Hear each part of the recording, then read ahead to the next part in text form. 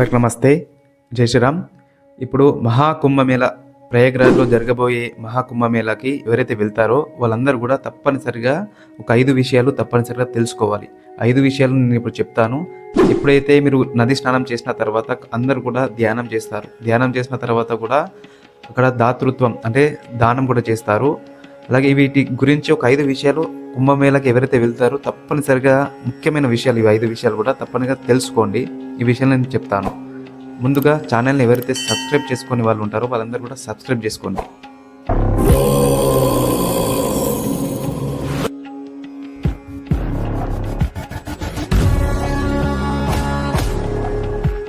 మహాకుంభమేళ జనవరి 13 పుష్య పూర్ణిమ స్నానంతో ప్రారంభమై ఫిబ్రవరి 26 మహాశివరాత్రి స్నానంతో ముగుస్తుంది.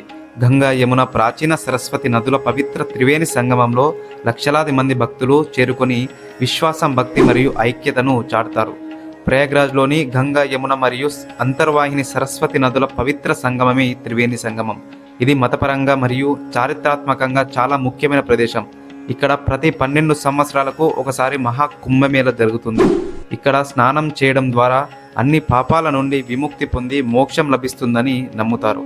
సంగమంలో స్నానానికి ప్రత్యేక ప్రాముఖ్యత ఉంది, ఎందుకంటే ఈ ప్రదేశం 3 నదుల పవిత్రతను కలిగి ఉంటుంది.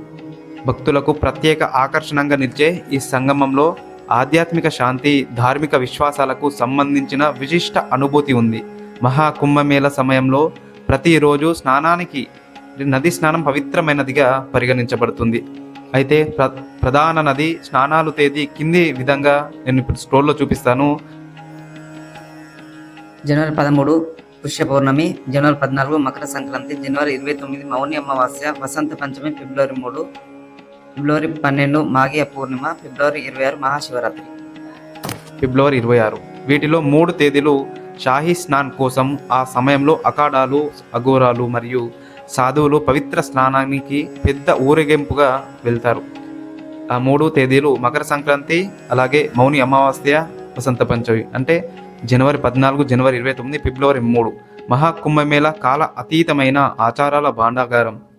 సాధువులు మరియు యాత్రికులు పవిత్ర స్నానాలు చేసే పవిత్ర షాహీ స్నాన్ నుండి లోతైన ఆలోచన మరియు భక్తిని ఆహ్వానించే ధ్యానం వరకు ఆచారాలు వైవిధ్యమైనవి మరియు ప్రాముఖ్యత కలిగి ఉన్నాయి.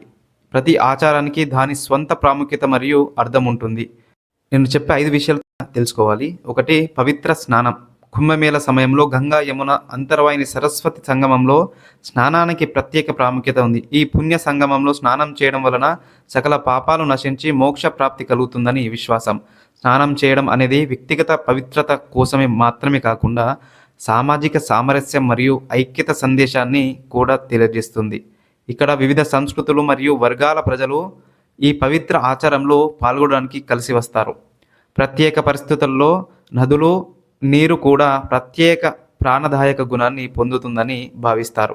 అంటే అమృతం. ఇది మనస్సును శుద్ధి చేయడంతో పాటు ఆధ్యాత్మిక వికాసానికి దారితీయడమే కాకుండా ఆరోగ్యాన్ని పొందడం ద్వారా శారీరక ప్రయోజనాలను కూడా ఇస్తుంది.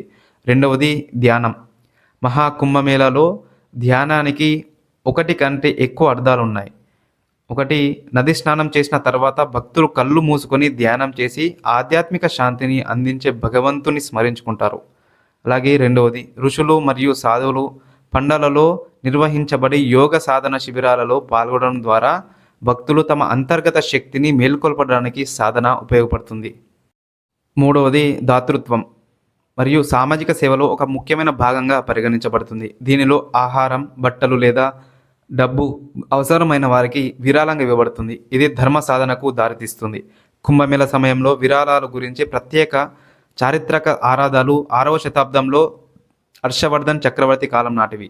చైనా యాత్రికుడు హ్యూయన్ సంగ్ చక్రవర్తి హర్షవర్ధన్ ప్రతి 5 సంవత్సరాలకు ఒకసారి సంగం తీరాలకు వచ్చి అన్నిటినీ విరాళంగా ఇచ్చేవారని రాశాడు. మహాకుంభమేళలో గోవు, ఆవు దానం మరియు వేణి దానానికి ప్రత్యేక ప్రాముఖ్యత ఉంది. 4. దీపదానం. దీపదానం అనే శబ్ద అర్థం ఏమిటంటే నది తీరాలు, దేవాలయాల, పవిత్ర చెట్లు, అడవులలో లేదా ఏదైనా ఇతర పవిత్ర ప్రదేశాల సమీపంలో వెలిగించిన మట్టి దీపాలను సమర్పించడం. భక్తులు ఆకులతో ఒక పాత్రను తయారు చేస్తారు. దానిపై దూది వత్తులతో పాటు నూనెతో నింపిన గోధుమ పిండితో చేసిన దీపాన్ని వెలిగించి నదికి కృతజ్ఞతతో సమర్పిస్తూ వీటిపై వదులుతారు. 5 అనుభవాలు. పండగ ఆధ్యాత్మిక, సాంస్కృతిక మరియు కళాత్మక సారంలో మిమ్మల్ని లీనం చేసే సమగ్ర అనుభవాల ద్వారా మహాకుంభమేళాలో అన్వేషించే ప్రయాణాన్ని ప్రారంభించండి. పురాతన ఆచారాలలో పాల్గొనండి. స్థానిక హస్తకళను అన్వేషించండి. సంప్రదాయ ప్రదర్శనలను ఆస్వాదించండి లేదా యోగా, బోటింగ్ మరియు స్వచ్ఛందంగా సేవ చేసి విశ్రాంతి తీసుకోండి. ప్రతి అనుభవం మిమ్మల్ని కుంభమేళకి చేరువ చేస్తుంది. ఈ 5 విషయాలు తప్పనిసరిగా ఉపయోగపడతాయి. తప్పనిసరిగా తెలుసుకోవాల్సిన విషయాలు ఇవన్నీ కూడా కుంభమేళకి వెళ్ళిన వారు. అలాగే ఈ వీడియో ఉపయోగపడుతుందని నేను అనుకుంటున్నాను. అలాగే సబ్స్క్రైబ్ చేసుకునే వాళ్ళు సబ్స్క్రైబ్ చేసుకోండి. నమస్తే. నెక్స్ట్ వీడియోలో కలుద్దాం. జై శ్రీరామ్.